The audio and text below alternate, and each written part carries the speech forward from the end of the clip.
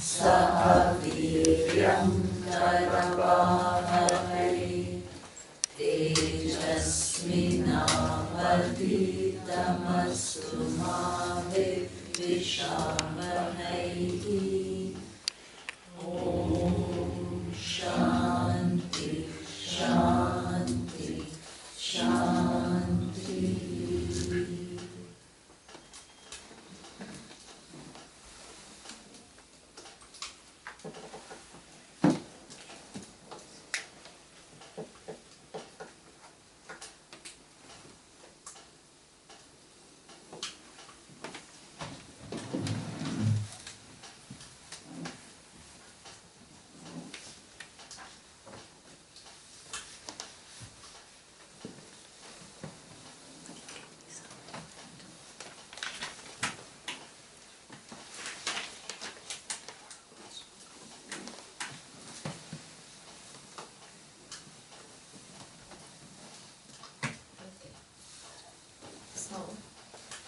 We saw yesterday that one more framework was given in addition to the 20 values. That's a very important framework and which is extensively used in the Shastra, and that is Sattva, Rajas and Tamas framework. Right?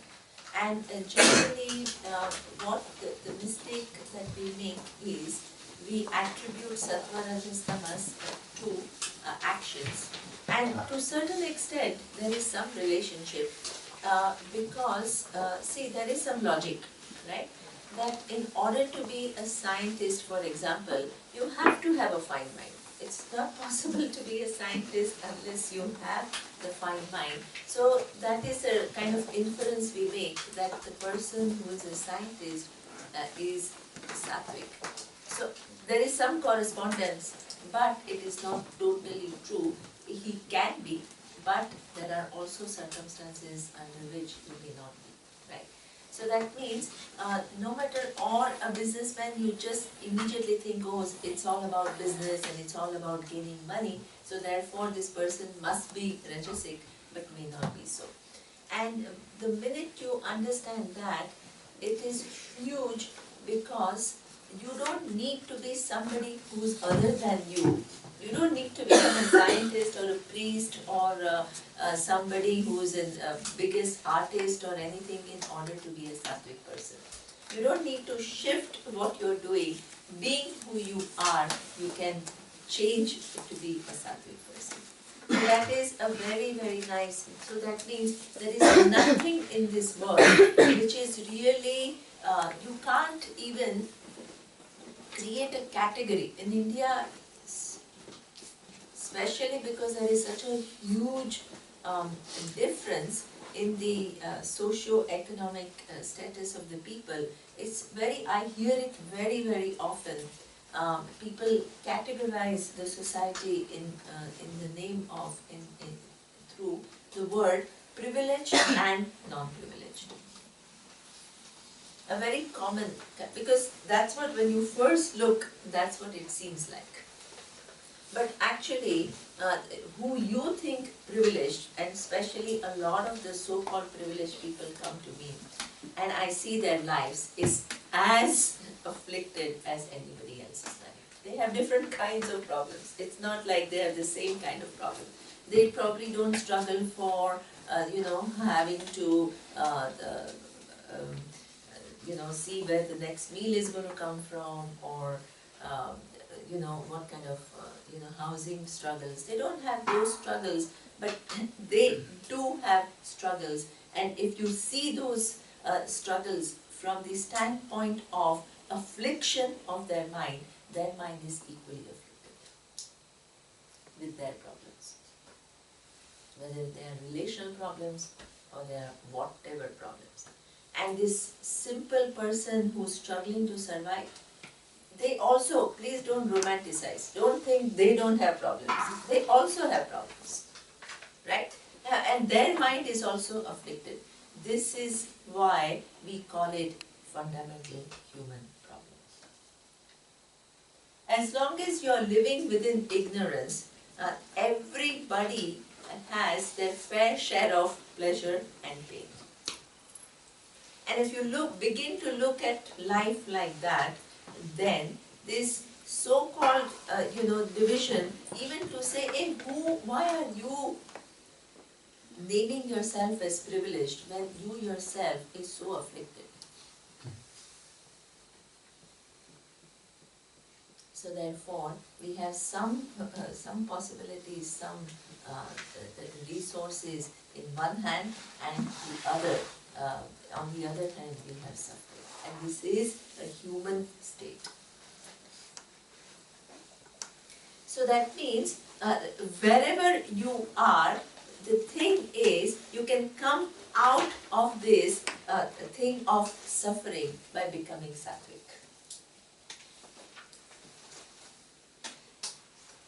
And how do you come out? By basically changing, bringing dharma in your life, bringing that passion in your life, seeing your connection with everything else, give more meaning to what you are doing.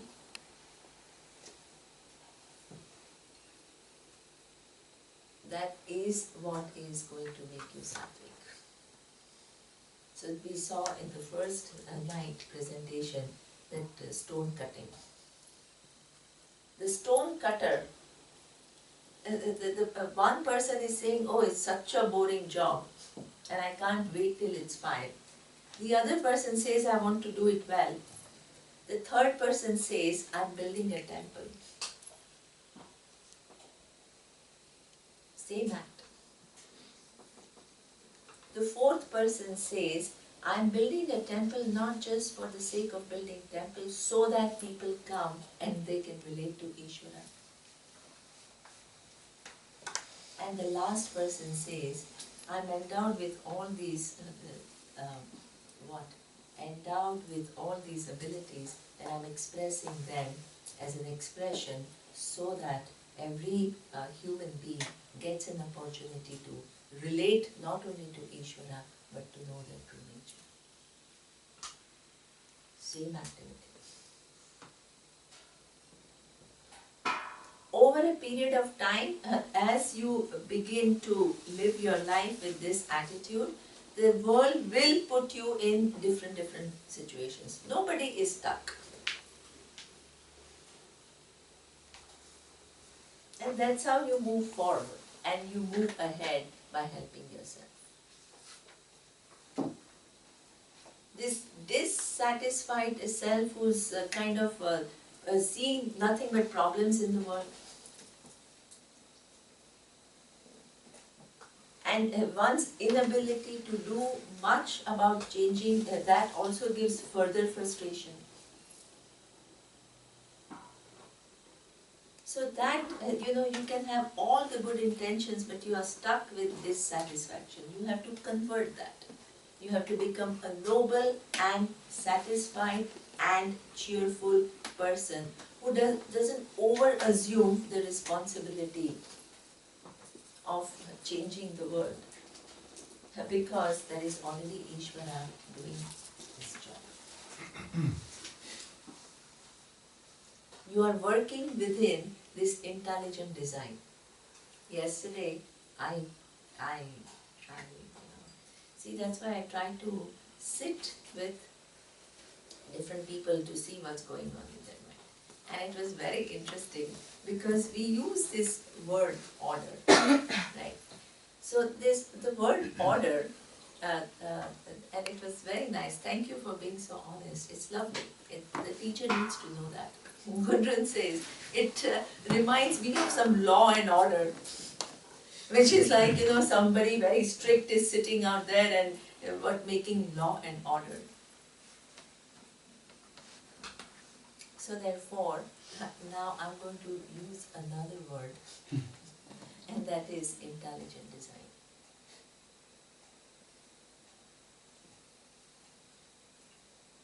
This intelligent design, which makes the universe what it is at work every minute, every second. So therefore, you don't need to shoulder either your own pains and resentments or somebody else's problem on your shoulder. The responsibility of changing the world doesn't lie on you. If you do it with that attitude, I tell you, you'll never be satisfied. You'll be only stuck with so-called good intentions and frustration.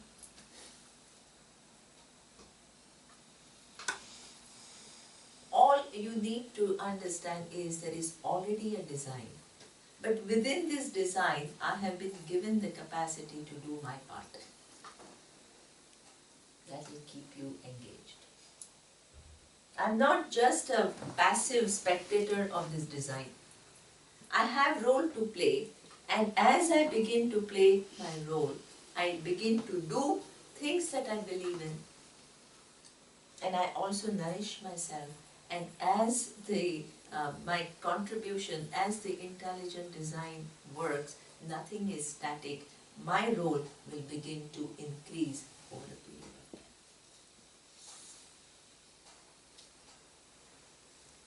And that is how it is. So therefore, all the way it is proactive life and intelligent, because right now, within my sphere of influence, what can I do? That is called intelligent navigation. And as situations change, your roles change, and what is required of you also changes. It's not like what is applicable when you are 25 is also applicable when you are 45. Things change. So at every given point in life, you have to decide what is my sphere of influence, what the situation calls for, and do what needs to be done.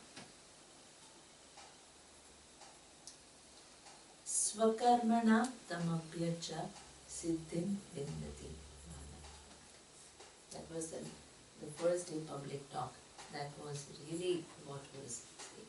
Lord Krishna in the 18th chapter says that through my karma, I'm going to contribute to this universe, and through which I'm going to prepare myself and then gain moksha. Make your actions a contribution to this intelligent design. So therefore, this is being sattvic, and that kind of a thing will also make you cheerful. And that also is, and give you certain clarity about what is your role in this grand scheme of things, and also what needs to be done. So the quality of mind that you will enjoy by doing what needs to be done is also sattvic. Sattva is not just one, there is no one word translation for sattva. It's multidimensional. And each of these you have to be careful. That we saw, so you can begin to become sattvic, and not only your activities like your daily activities. Yesterday we saw even the act of charity, the attitude with which you do, the act of eating, then what? The act of so-called what? Engaging in self-discipline. That also all has to be sattvic. Now, next. So that means the growth also becoming more and more sattvic. But there is no human being who can only be sattvic. So that means rajas and tapas are integral part of that being. All you are trying to do is increase your sattvic guna. Now, the next verse, it's a very nice verse. Now you may start thinking that now, okay, my life mission has become what? Becoming more and more sattvic. So now again it's coming back to what? The final reality. So we'll see. Udvahu adhashchodvam prasuta tasya shakhaha guna pravruddha vishaya pravalaha adhascha mulanyanu karmanubandhini manushya Narupamasyeha tathopalabhyate Nanto na chadir na cha sampratishta Ashwatthamenam suvirudamulam asangashastreena dritena chitva.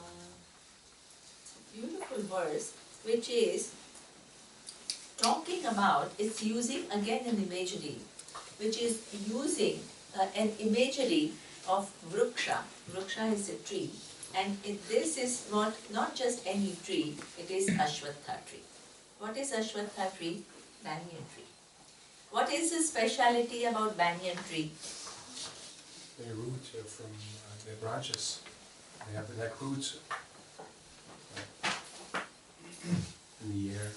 It's the other way around. No, but not like that. Exactly. So that means an Ashwatha tree or banyan tree is a very peculiar tree, because most of the trees that you see have got one set of roots, and then you have a trunk, and then you have branches, and then you have leaves, flowers, fruits. That is a kind of a normal tree, right? Ashwatha tree is an interesting tree because, as Tobiya is saying, that this so-called, there is originally one root and then there is one trunk. But what happens is the branches, right, which they begin to go down, and what do? They again get into the earth and become roots. So when you look at Ashwatha tree, banyan tree, there is not, you don't know which is the original root. It has multiple roots. So, why is it equated to our life? Your life of becoming. What is life of becoming? When you do not know your true nature, you are stuck in this cycle of birth and death. Why are you stuck in the cycle of birth and death?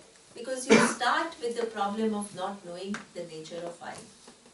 So you start thinking, I am an individual. And as an individual, you feel, I am too small and the world is too big, and you are looking for fulfillment. The only way you can search for fulfillment is what? Engaging in the world. The minute you begin to engage in the world for your fulfillment, you are stuck with karma. Every action that you perform has twofold result. What are the twofold results? Drishtaphalam and Adrishtaphalam. That a seen result and an unseen result. Whether the action is from a tamasic mindset or a rajasic mindset or a sattvic mindset, the rule remains the same. You have seen result and you have unseen result. So that means the seen result, if the action is good, it will give you a kind of sense of well-being, and then also it will reward you in some way. And if the action is inappropriate, it will give you some discomfort and also some difficulty in the future. Now, what happens is, in this lifetime itself, the Adrishtaphalam doesn't get what? Exhausted. So the unseen result of your actions become what? The root now. For what? New situations to emerge. Multiple roots. As you begin to live your life, you exhaust some karma, but you accumulate some more. They become what? The root from which other lives will come. Endless. And by being good, are you really, what are you doing? You are still within the tree. You can't get out of the tree by being a sattvic person. And life of becoming is such that nobody can be only just good, because as long as you're operating within avidya, there is no human being who can be only good. It's not possible.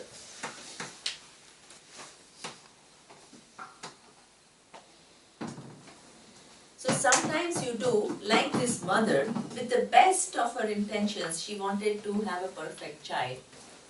best of the intentions. But when avidya is operating, she is creating a mess in the child.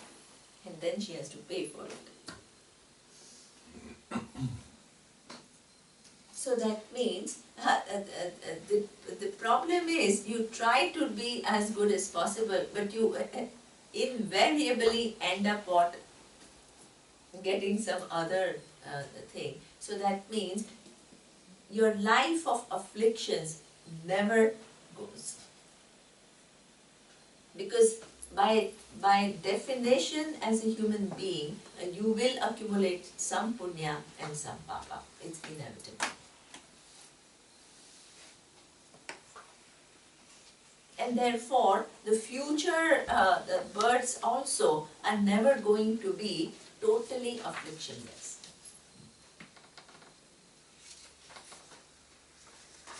So therefore, now, what do you want in life? Tell me. Fulfillment which is not coming and going.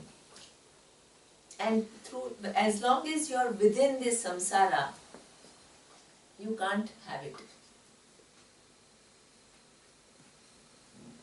So now, what do you need to do for fulfillment, this moksha? What do you need? You are in that samsara tree. How are you going to get out of it?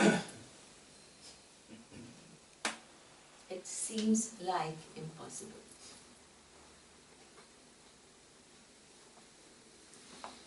There is only one way, Lord Krishna is saying. Using the tree imagery is making you see. He says, as long as you take the tree to be a reality, you are stuck in that paradigm. You can't get out of it. And it not only you are stuck, it goes on expanding endlessly. And within that expansion, you can't have only good, so that means there is samsara, there is affliction.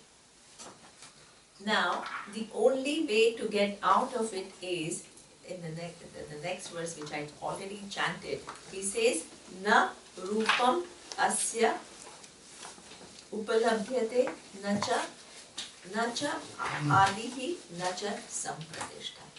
He says the only way to get out of samsara tree is to begin to see, is there really a tree?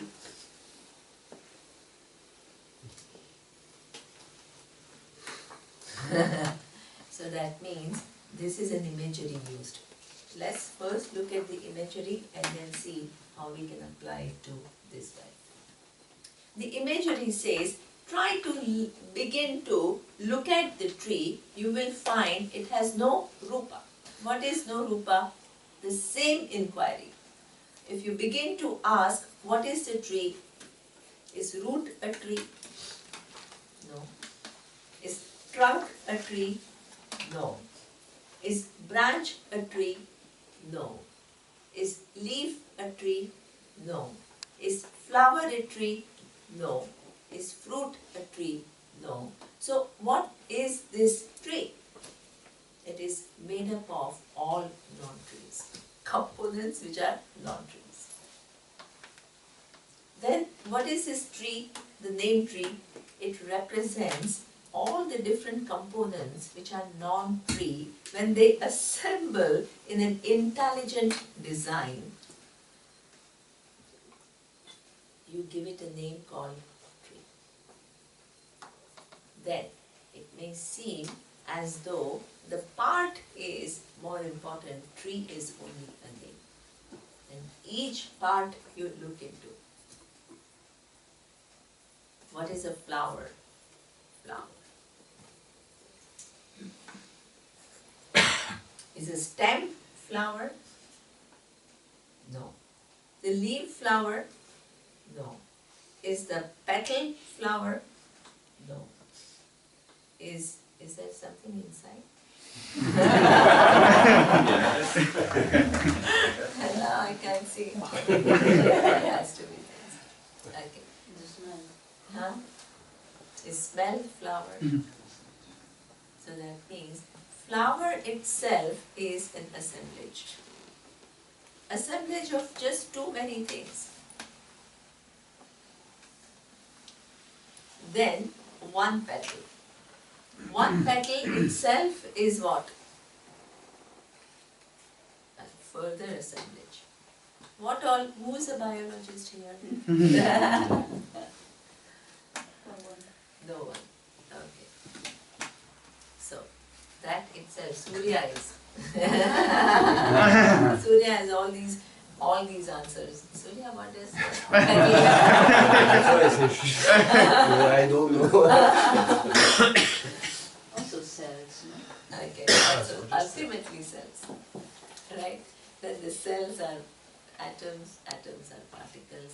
So that means if you begin to look into the truth of this tree, everything what disappears into one intelligence. And the whole form is a result of an intricate, intelligent design. Intricate. Very, very meaningfully, very detailed and put together.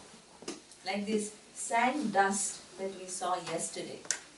She had to put them, she says she requires concentration, she requires her fingers to move in a certain way to create all these designs. All of you tried, I saw all of you around the sand. What designs did you make?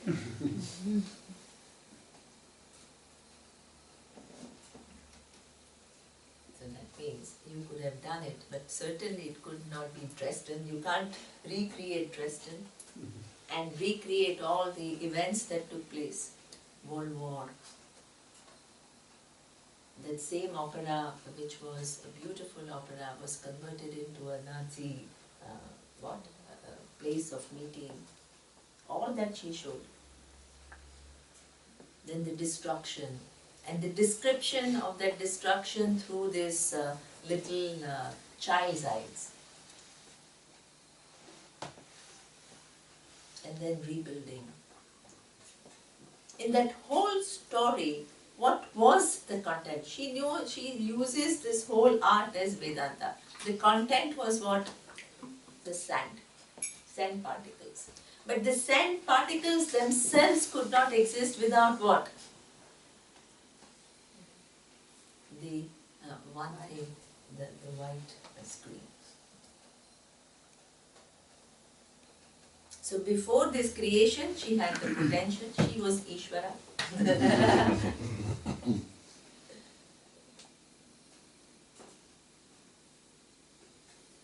But the sand was Ishvara, depends. In this case, the material cause and they are all different. That is the problem with the system. But otherwise, what is, if you take, because sand alone cannot do it, it requires her intervention. So she becomes the accomplice of Ishvara in this. But in reality, that is not needed. So that means the same sand which is just lying in the Gobi desert, it makes you see the whole history by just arrangement, without undergoing any change itself. Did the sand undergo any change? No.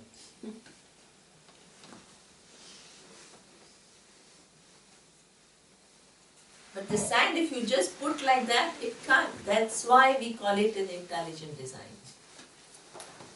It can make you cry. She said so many emotions that people have been kind of not expressing when they see the history like that. When she performs this show in the city, they are all so moved because years of buried emotions, they come out. So therefore, this whole intelligent design, what is the content of this beautiful tree? Just Ishvara. And what is the truth of that Ishvara? The all knowledge and all power? Awareness. This is the only way that you can understand. You can see the tree, you can hold the flower, you can eat the fruit and still say that what? All that is here is one.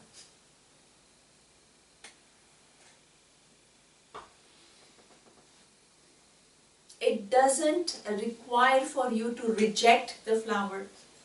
It doesn't require you to not eat the fruit.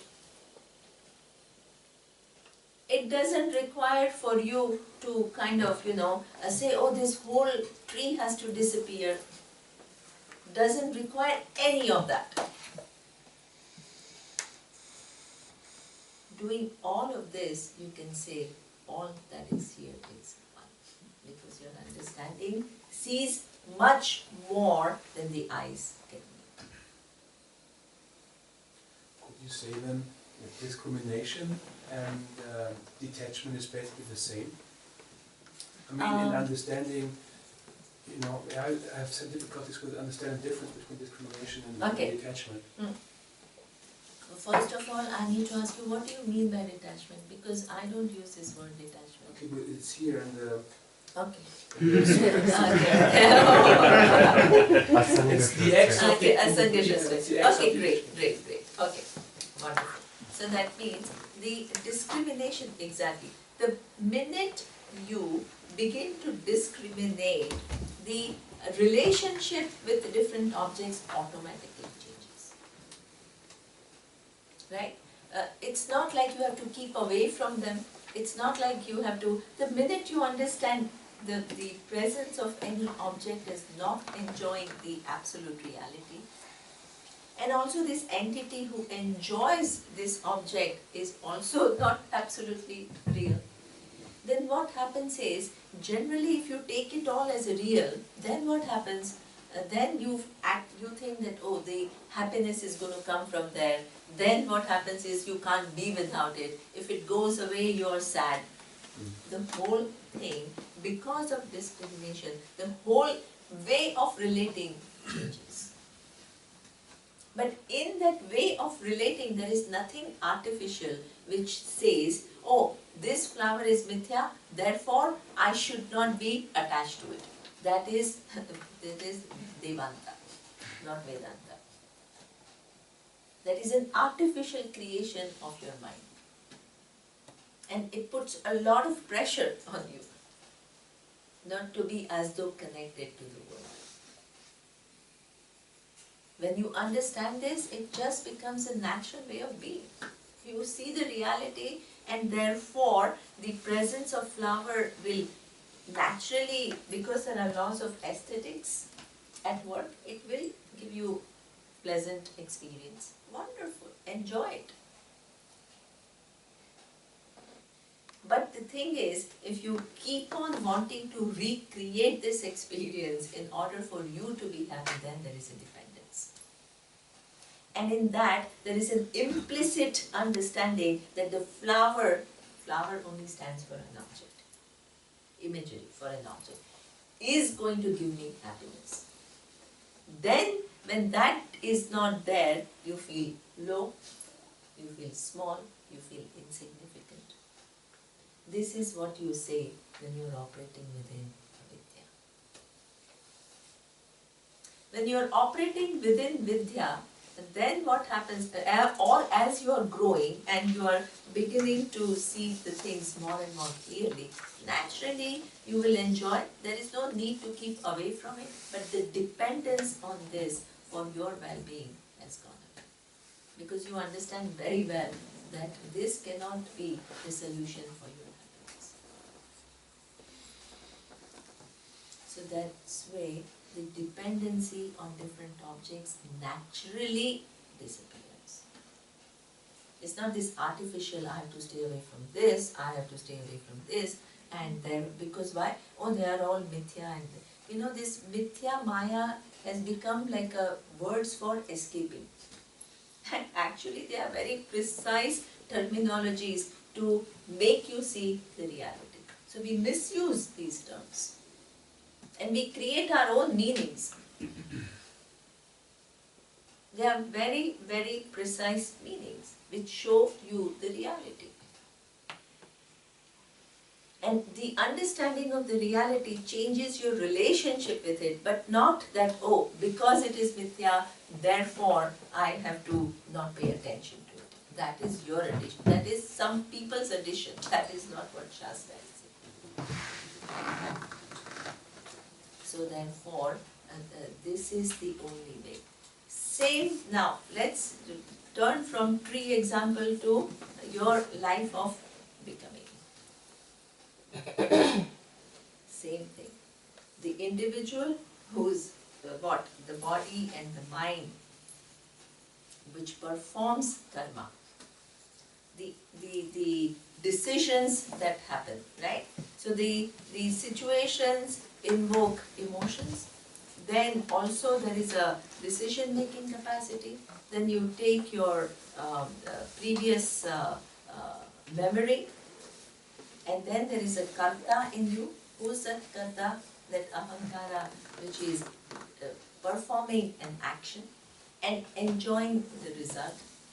The whole of this entity is what we saw before, mithya.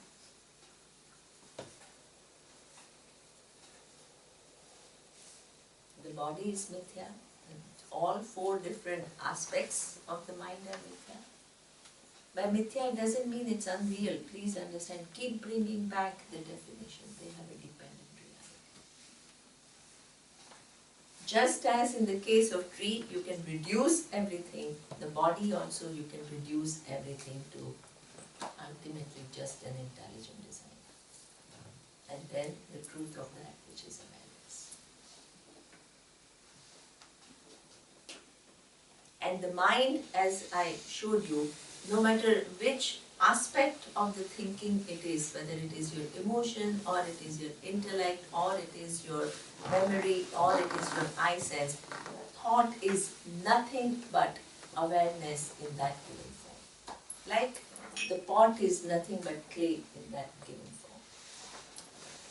When you have a tree thought, it is awareness which as though takes on the form of what? A tree. And this is why Guntur, I forgot that you had asked me a question and I forgot to answer it. So you had told me that let's say you have a thought that this is beautiful. Now I remember that. Okay. So, if you think that there is a thought that it is beautiful, is also what? Awareness which is taking that form, it is beautiful. When you see the flower, there is a thought which is arising, not only which tells you this is flower, but it also tells you that this is beautiful. This is your sense of aesthetics. That is also a thought. So that means now awareness not only takes a form as though, right? Like the pot, the clay appears as pot without actually becoming pot as such. So the awareness assumes another form, which is what? This is flower and what? It is beautiful.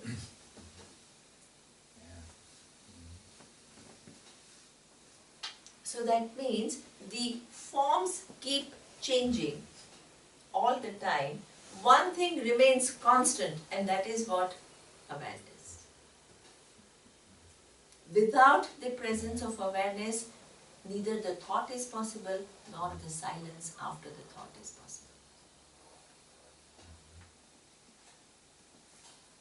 And the mistake that we make is, whatever the thought form is, we take it to be the attribute of awareness. This is ignorance.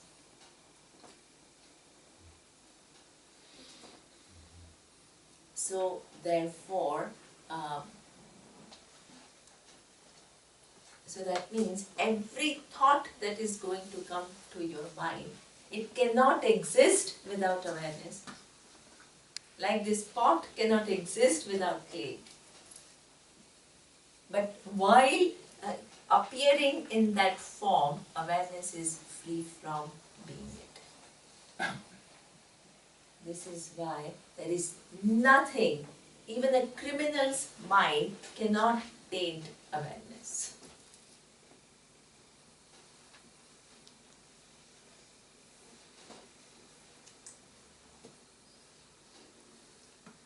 So, this is what, that is the only way that when you begin to look at the entity who's interacting with the world, it is nothing but awareness.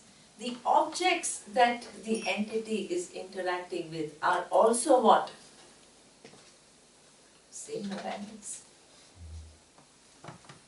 The means through which the entity is interacting with this object is also nothing but awareness. Then you begin to, without having to stop your interactions, you begin to see everything is sustained by awareness, without which the whole show is not possible.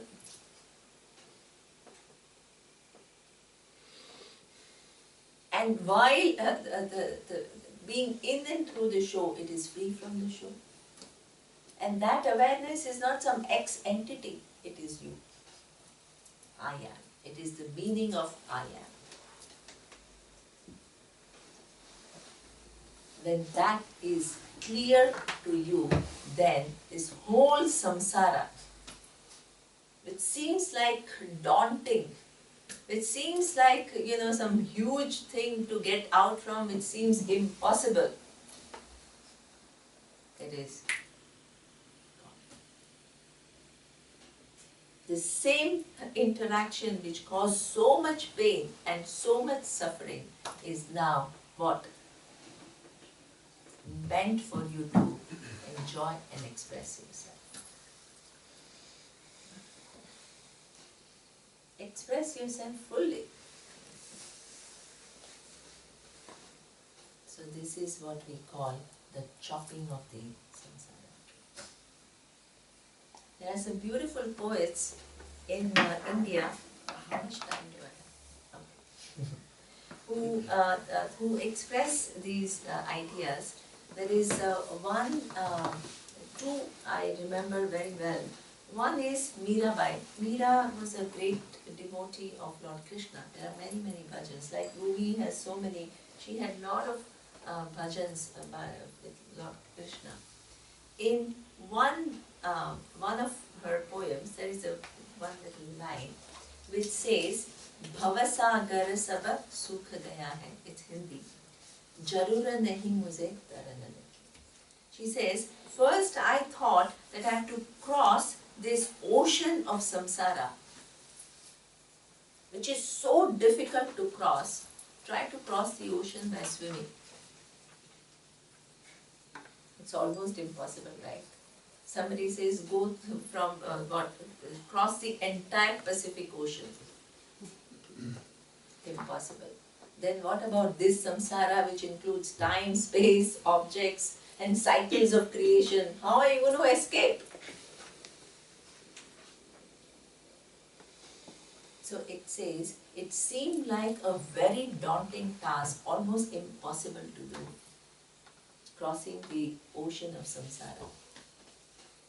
Then, when I wake up from my ignorance, what do I see? That the entire ocean, what seems like this whole horrifying thing itself has disappeared for me. And there is no need for me to cross anything. Because all that is here is one.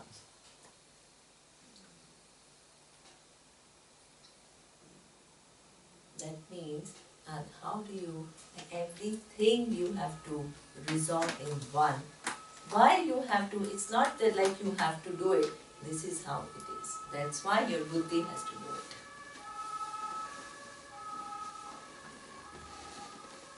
So therefore, this is the job. And this is what that Narsi Mehta said, when I wake up from the ignorance, I see that I don't see the world at all. I see only Ishvara, the intelligent design and the truth of that intelligent design which gives rise to these forms, these laws and this interaction. So this is what ultimately the goal is. Not just becoming sattvic for being sattvic.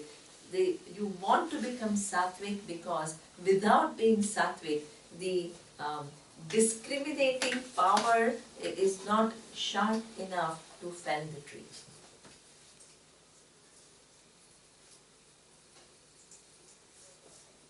That's why you need to become sattvic. It's not easy to fell the tree. Only through inquiry. You have to be mature so that the inquiry begins to sink in. Now, all this time he was talking about, you know, how to get ready for the knowledge and all of this. Now, for the first time I see that he's talking about the people who are not engaged in this pursuit and what is their state of being.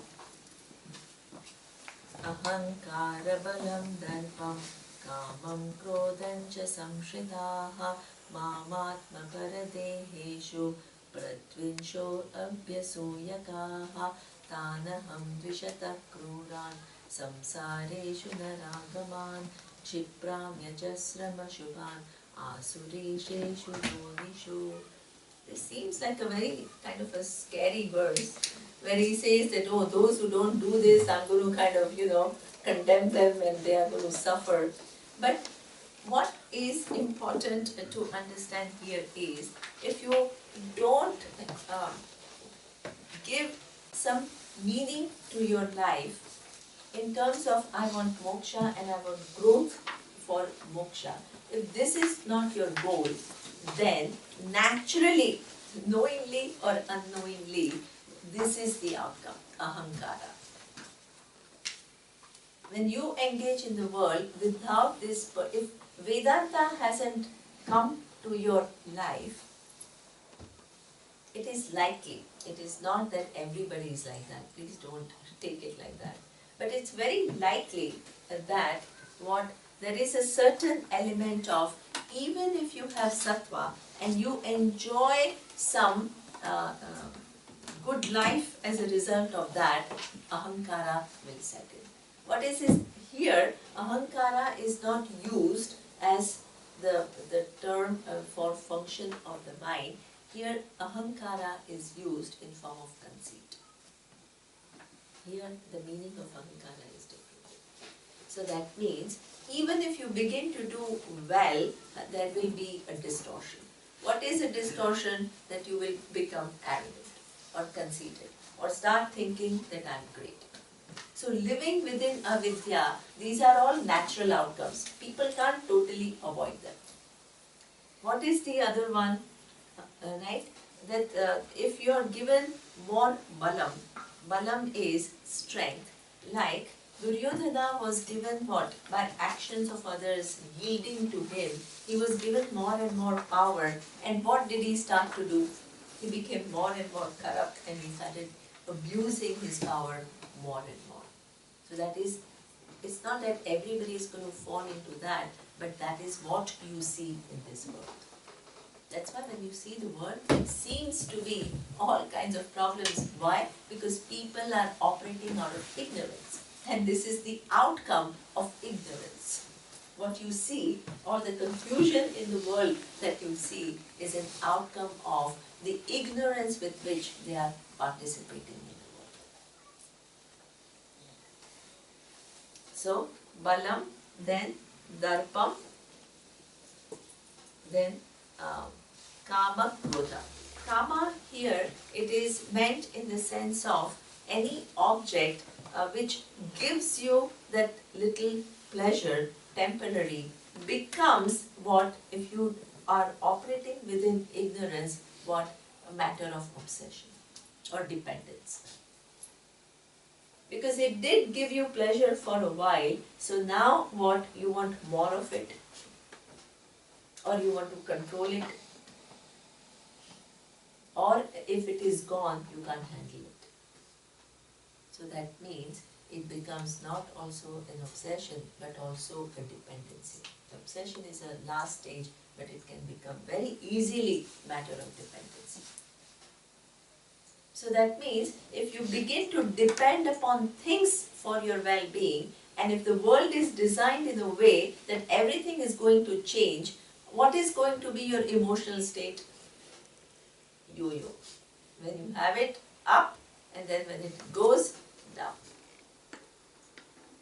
You can't avoid this roller coaster.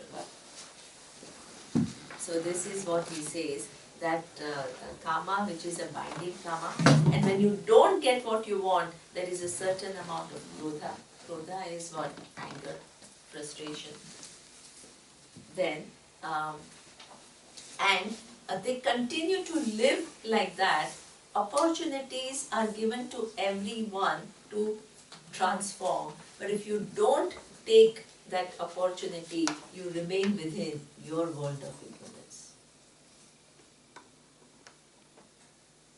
And if you remain within your world of ignorance by your own choice, because as a human being, the choice is given to you to change at any time.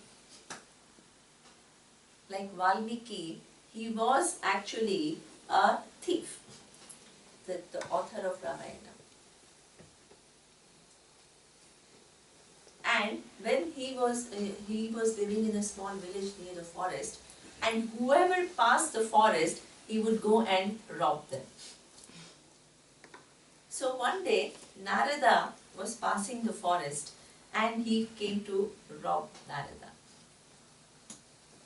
So Narada said, "Hey, I'll give you what you want, but why do you want to rob me?" So he replies, and he said, "Oh, the first person who's asking me why, I'm doing whatever."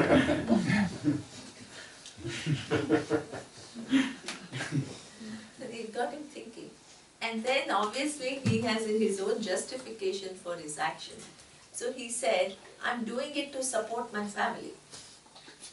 Whatever I earn from robbing you, I will provide for food, education for my kids, and give money to my wife and whatever." Then Narada said, "Hey, you have other villagers in your village?" "Yes." "They also have to support their family and their kids. They are not all robbers, right?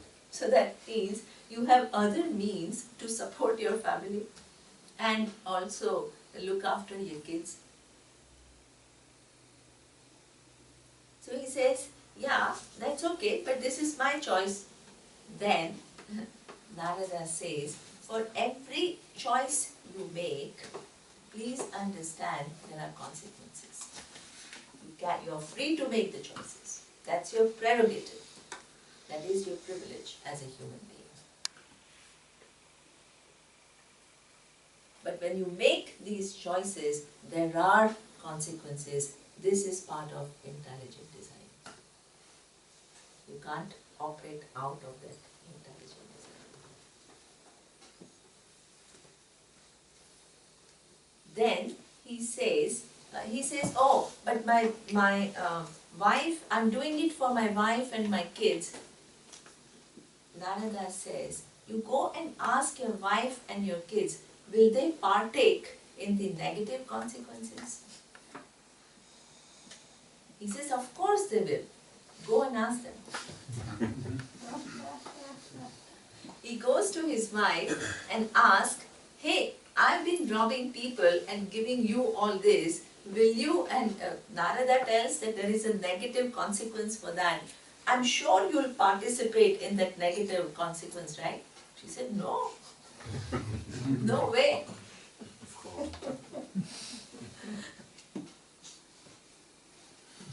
Then asks his kids, "Will you participate?" "Of course you will. She, I knew, will not.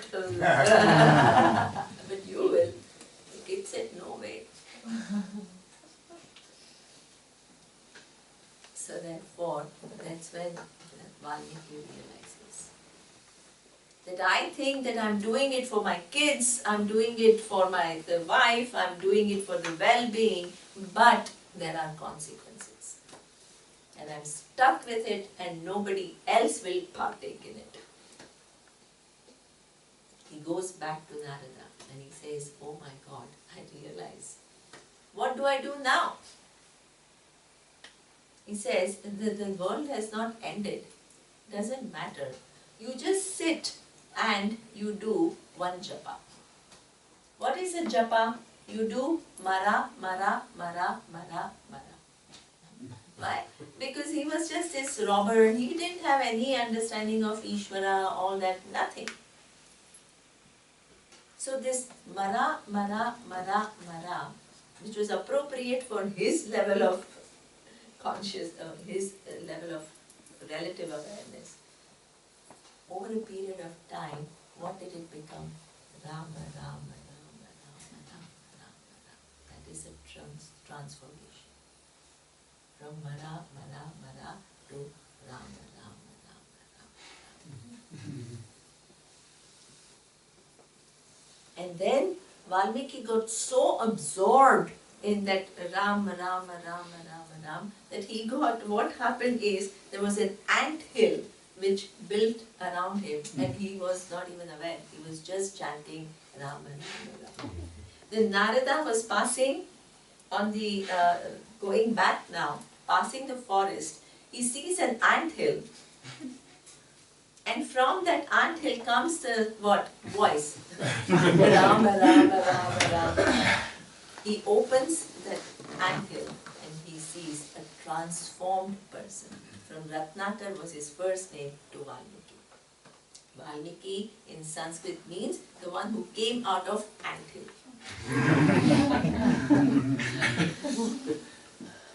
And now he says, what do I do now? You have a job of writing the story of Rama.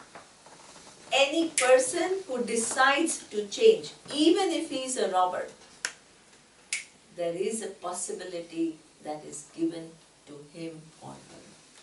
There is nobody who is condemned forever. In your vision, it may seem like that. The people are where they are because this is where they choose to be where they are.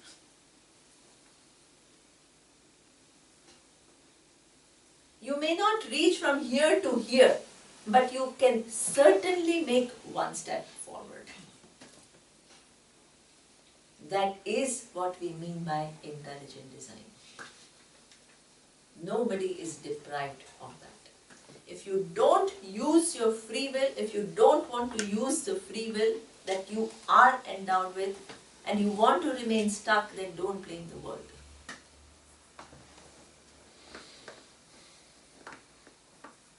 That's your choice. Understand it is your choice. Otherwise, it always seems as though the world has been unfair. The minute you understand that it's my choice, you will start making that one little step forward. And when you make that one little step forward, the intelligent design will give the feedback. It's not possible not to have the feedback. It may not be as fast as you want,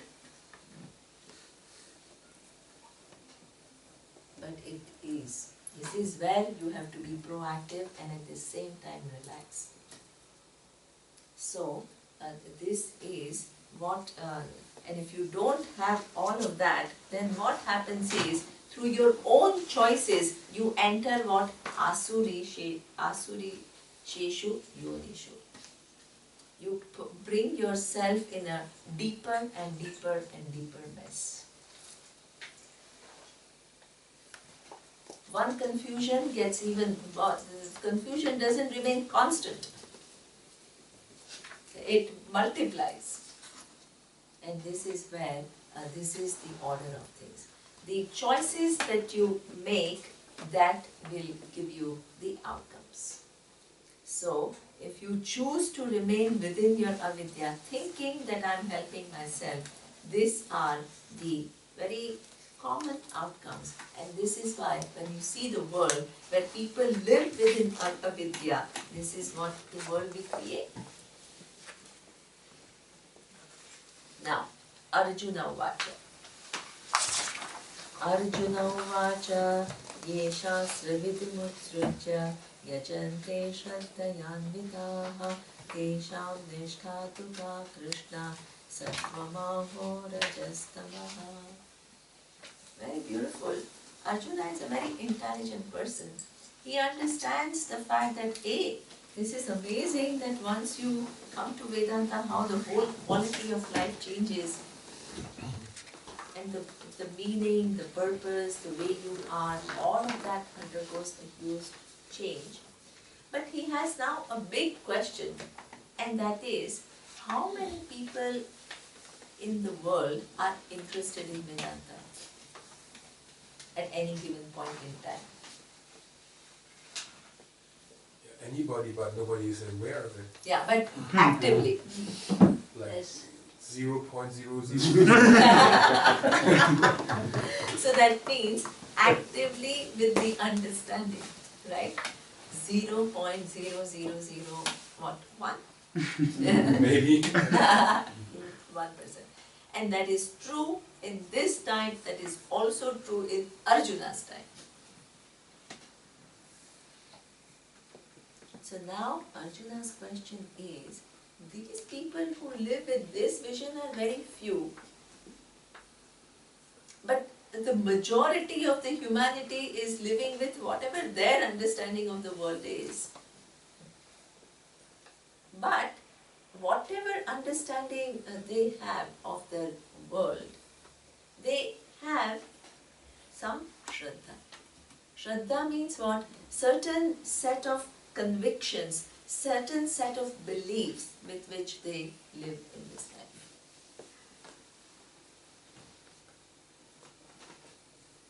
Now, those set of convictions and beliefs, in which category will you put them?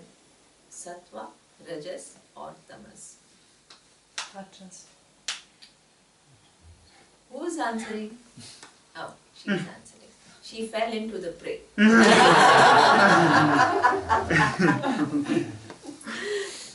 Lord Krishna is very, very smart.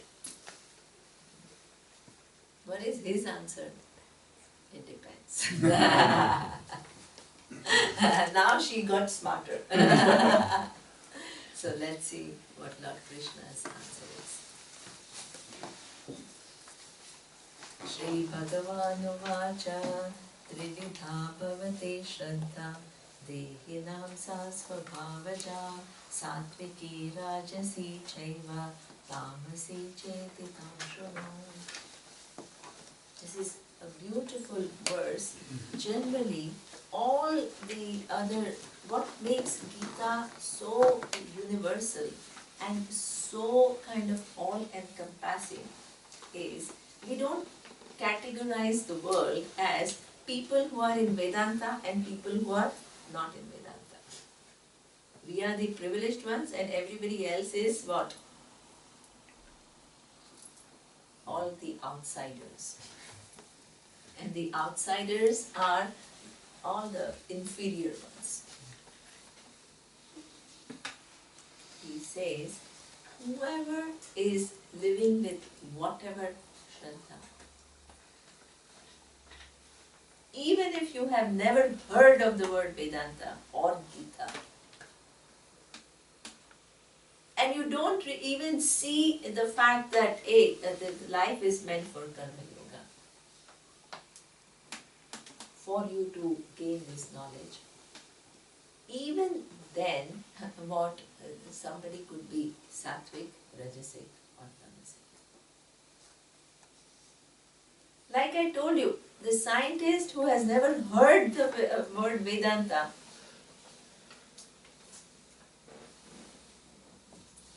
but is giving his whole life to understanding the magic that is there in the universe. Can you call him Rajasic? No. Or Tamasic? No.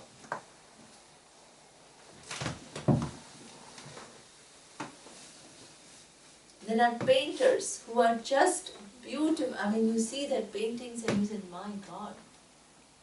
Every time I go to France and I see some of these impressionists and all, they are just great and amazing what they can do with their and the beauty they see. All sattvic people. So therefore, and there are so many human beings who are good human beings. So many. We don't meet that many, but there are many. Sometimes you hear about some kind of things some kind of projects that people are doing, the kind of intelligence they apply to solve whatever problem they see. They are highly inspired. And India is full of people like that, highly inspiring people. They believe in something and they go for it. They dedicate their life for it.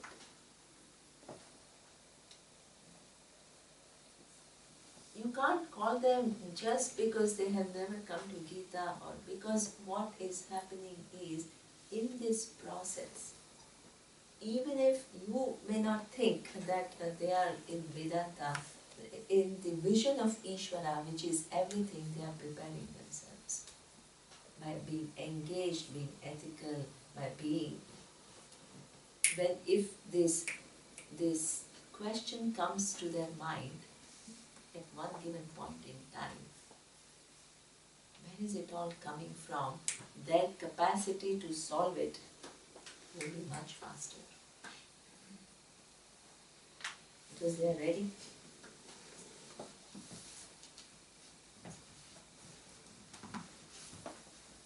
So therefore, you cannot kind of categorize these people as all either tamasic or rajasic. The world where there is no Vedanta, also you will find what? Sattvic people. And also there are people who feel connected in some way. Somebody was telling me, in every tradition, in every part of the globe, there was some understanding of what your connection with the whole. Even American Indians, they had their own expression, but they have it in their understanding. They worshipped the waters, they worshipped the sun. They had this whole little understanding of oneness. Even in the ancient, you were telling me? Tanya was saying that the ancient thoughts is all about oneness, non-duality. So that means there are people who may not ever come to Vedanta or Bhagavad Gita, but live with that little insight. And they can also be highly psychic, connected, sensitive. Then, within the people who don't know Vedanta, they can also be what? Rajasic. The Rajasic people are what? Mostly self-centered, want to maximize their own their narrowly defined self-interest, want to manipulate the world in the way that they want it to be, so that they can get the highest gain from it. And that becomes their conviction, that becomes their motivation, that becomes their shraddha, the set of values with which they want to live. That becomes Rajasic. Then even Lord Krishna says their prayers to Ishvara are what? Give me this, give me that. Prayers, he says, Yajante Devata. Devata means what? That Devatas, different Devatas. Whole life, Lakshmi is worshipped.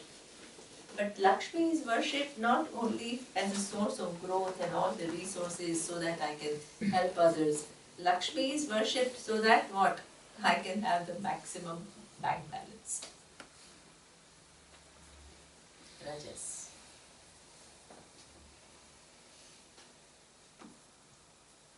And in the same world there are tamasic people. Well, who are the tamasic people? Not only they are self-centered, but they don't hesitate to harm others for their self-gain.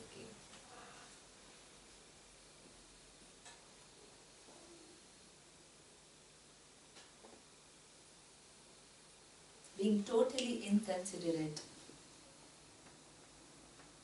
not following dharma at all.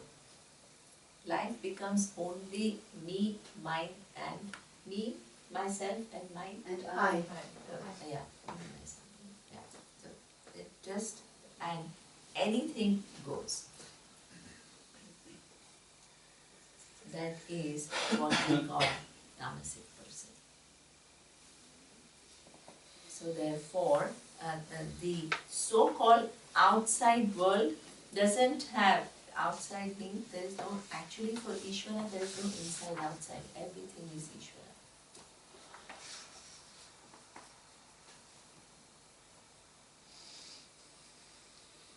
People who come to Gita and people who are yet to come to Gita.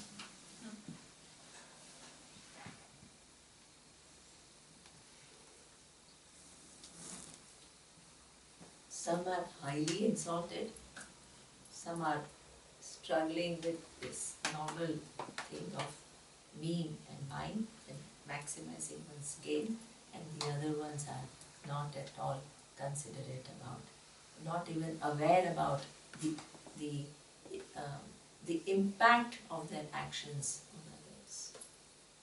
Step on people's toes. Act out of anger, act out of sadness, act out of frustration, which destroys others, not only themselves. Jealousy, wanting to control. Their participation creates afflictions on others and oneself. So they are tamasic people. So this is what he says. Just because you are not in Vedanta doesn't mean that your life is completely a mess. There are all kinds of people in the world. And even those people can be sattvic, very say. Now, wow, 10:30, the last verse. Because what we wanted to do in the last session was to hear your feedback. So just wanted to, at the end of every retreat, we like to hear what you thought, what impact this retreat had on you. So you started by introducing yourself, and we'll conclude by you giving us feedback about how did this help you in your life. So the last verse I will do, and I'll take 5 minutes. Sarva dharman parityajya mamekam sharanam vraja aham tva sarva papebhyah mokshayishyami ma shuchaha. So then he says, and now this is the conclusion. So the conclusion is what? Sarva dharman parityajya. So that means all when you begin to live your life, you have your own program of life. And in that program of life, you are this tiny little individual. And no matter how beautiful that program of life is, it is under avidya. And as long as it is avidya, there is, even if it's very, it is afflicted with things. So therefore, sarva dharman parityajya mamekam sharanam vraja. Come to me, but not that leave everything and come to one entity called Ishvara, because all that is here is Ishvara. Where you see your isolated being, begin to see me, the intelligent design. In fact, if you leave from this place to this place, wherever you are, you can never be away from Ishvara. You don't need to move from this place to this place to be with Ishvara. Make your life something which is totally alive to the reality of the presence of Ishvara, the intelligent design. The more and more you begin to be aware of the intelligent design that is there, what? Aham tva sarva papebhyah mokshayishyami ma shucha. The way that you interact with the world will change. the afflictions will begin to go down, the frustrations will begin to go down, your connection will increase. And what is the outcome of this connection? Things like kindness, care, compassion will flow naturally.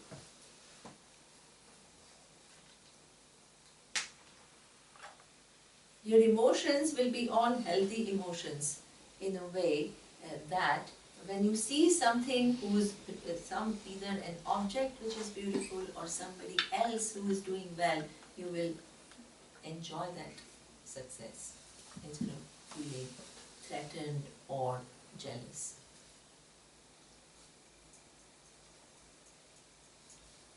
You stop just saying, oh yeah, this is just, this is a material gain.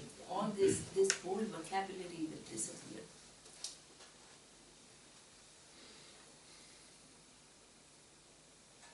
Your emotional, you will become cheerful. There will be a sense of gratitude.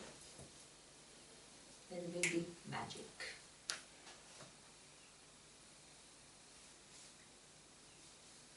You as a person will just start flowing as a person. Your face will change, Brahma Varchasam. Your being, your interactions will change. There will be, many people use this deep relaxation.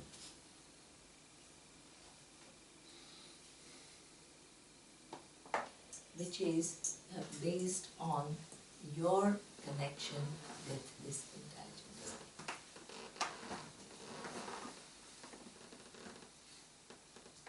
That is, and ultimately, that is the first thing that will happen when you begin to be alive to the presence of Krishna.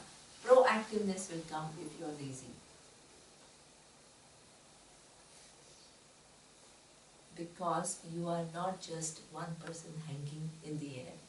You are a participant in this great yajna. And ultimately, when you transform yourself like that, then what? Your understanding, your mind will get ready to understand the essential non-difference between you and Ishvara. Moksha ishyami manchucha. Moksha will become not only a possibility, but something that you gain during this lifetime itself.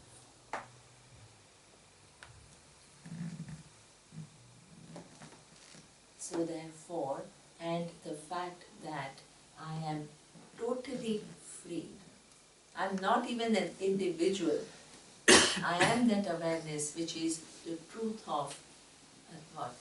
The entire universe. That will shine in your buddhi like just, how you see this object. Easy. So this is what he says. All this strength is there in the teaching. After saying that, Lord Krishna tells Arjuna, I have taught you what I have taught you.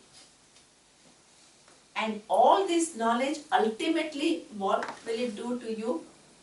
Ma Shuchaha. He started with what? Grief. And he ended with what? Grief. He said that the problem of grief will disappear in your life. Master teacher, he remembered what 680 verses earlier, what was the conversation, and he ends exactly at the same point.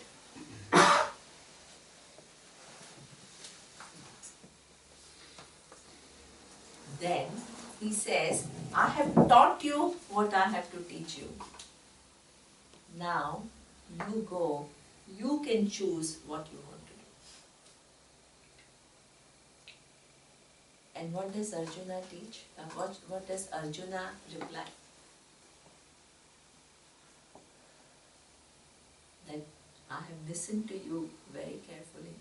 I have tried to understand as much as I could. And I will do what you tell me to do, what needs to be done, and that is what I'm going to fight. I'm going to fight not just because I want to fight to get back, I want to fight because that happens to be my duty at this point in time. So now I can say the same to you guys. I have taught what I have done. And now you go and do what you think appropriate. So this is how the teaching ends. And thank you. Om Purnamadav Purnamidam Purnat Purnamudachyate Purnasya Purnamadaya Purnamevavashishyate. Om Shanti Shanti Shanti. Om Shri Guru.